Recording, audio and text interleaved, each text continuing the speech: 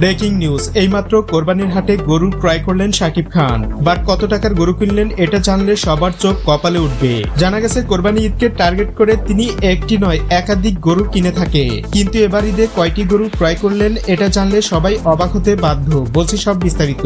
সম্প্রতি তিনি কোরবানির হাট থেকে একটি গরু ক্রয় করেছেন, যেটার দাম 42 লাখ টাকা।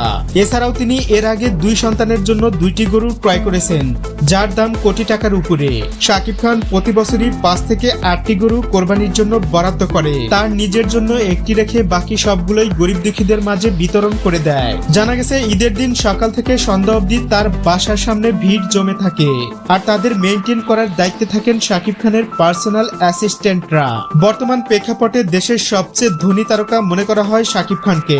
এখন তিনি এতটাই সাবলীল, তার অর্থ সম্পদ দিয়ে পরবর্তী 3 প্রজন্ম রাজকীয়ভাবে কাটাতে পারবে।